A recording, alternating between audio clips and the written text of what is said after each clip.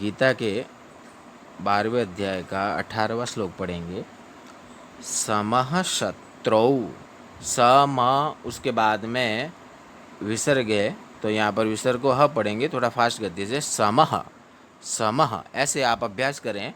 समः, समः ऐसे अभ्यास करना है। शत्रौ, तो शंकर वाला त्र में आप देखिए औ की मात्रा है, तो छोटा हो तो ओ, बड़ा हो तो औ।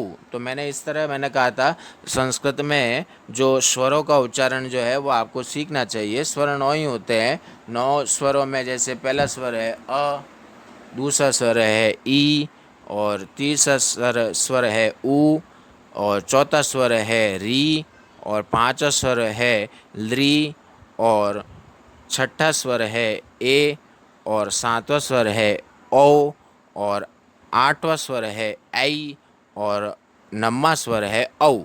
तो आप इन स्वरों को लिख लीजिए, ठीक है ना। और फिर ये जो अ मैंने बोला, तो उसी तरह अ का अगर बड़ा स्वर लेंगे तो क्या होगा आ। अगर ई है, दूसरा स्वर है वो ई है, तो बड़ा स्वर इसका क्या होगा ई। पहला स्वर अ का आ, और दूसरा का ई का ई। और जैसे तीसरा स्वर आएगा आपके ऊ, तो फिर इसका बड़ा बोलना है तो ऊ ऐसे पढ़िए। री तो री, उसी तरह ए और ऐ, या ओ और औ। तो इसी तरह आपको अभ्यास करना है। समः शत्रौ च मित्रे च, समः शत्रौ च मित्रे च।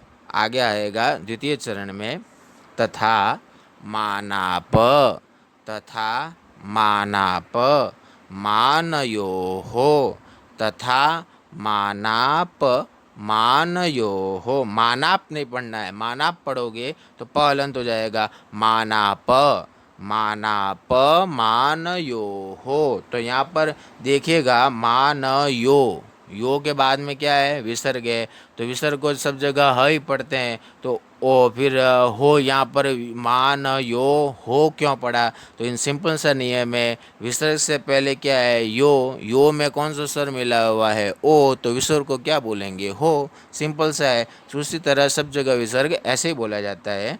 तो तथा मानाप मानयोः। तृतीय चरण में चलेंगे। शीतोष्ण, शीतोष्ण, श में ई की मात्रा शीतोष्ण ऐसे बोल दिया तो गलत हो जाएगा। श में ई की मात्रा बड़ी है, तो मैंने पहले ही कहा था कि ई और छोटे ई और बड़े ई में आपको ध्यान रखना है। शीतोष्ण, शीतोष्ण।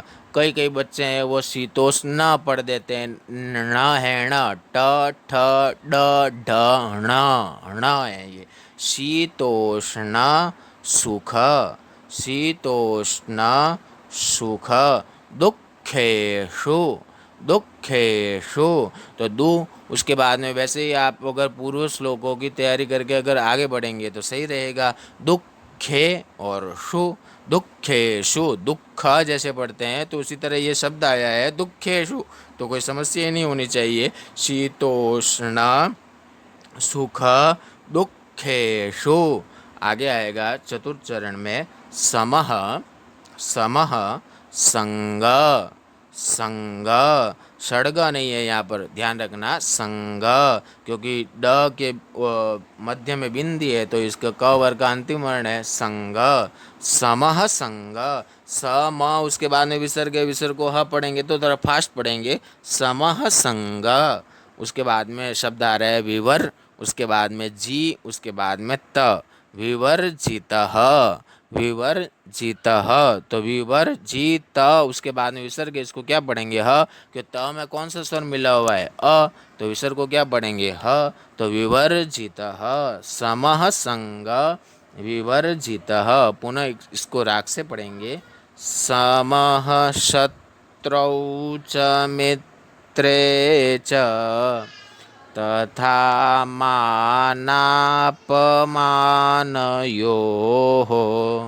शीतोष्ण सुखदुःखेषु, समः संग विवर्जितः। राम। अर्थात जो शत्रु मित्र में और मान अपमान में सम है, और सर्दी गर्मी और सुख दुखादि द्वंद्वों में सम है, और आसक्ति से रहित है। नारायण नारायण।